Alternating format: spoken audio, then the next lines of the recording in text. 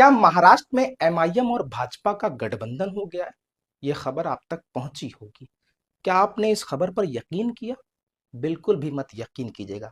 तमाम तथाकथित सेकुलरिज्म वाली पार्टियों की तरफ से सोशल मीडिया इन्फ्लुएंसर को, यूट्यूबर्स को, मीडिया वालों को खरीदा गया और कहा गया कि एमआईएम को बदनाम कर दो और बदनाम करने का एक प्रोपोगेंडा बनाओ और ये बताओ कि एमआईएम और भाजपा का महाराष्ट्र में अकोट सीट पे गठबंधन हो गया, उनके पार्षद ने भाजपा से गठबंधन कर लिया।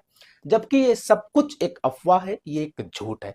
अब मैं हकीकत आपको बताता हूं। जो लोगों ने ये अफवाह फैलाई, जिन मीडिया वालों ने ये अफवाह पैसा लेकर के, यूट्यूबर ने, सोशल मीडिया ने ये अफवाह को सच बनाने की कोशिश की, मैं आपको बताता हूं असल में हकीकत में गठबंधन किसका हुआ।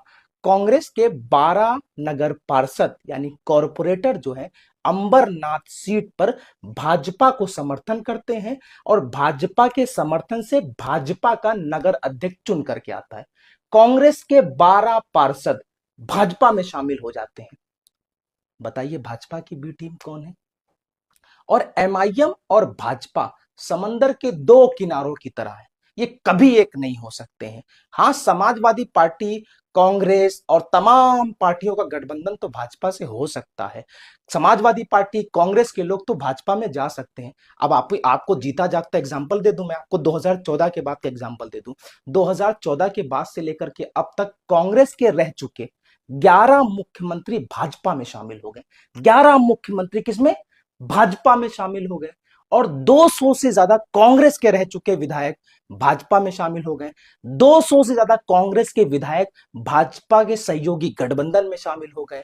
अब मुझे बताइए, दिल्ली के अंदर चुनाव होता है, कांग्रेस 70 सीटों पर आम आदमी पार्टी से हट करके, गठबंधन से हट करके चुनाव लड़ती है और जीतता दिल्ली के अंदर कौन है?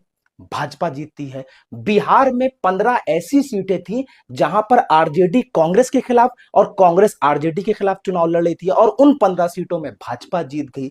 हम 23 सीटों में बिहार चुनाव में लड़े और 5 जीते, जबकि कांग्रेस 60 सीटों पर चुनाव लड़ती है, 6 जीतती है और 54 सीट भाजपा के खाते में चली जाती हैं।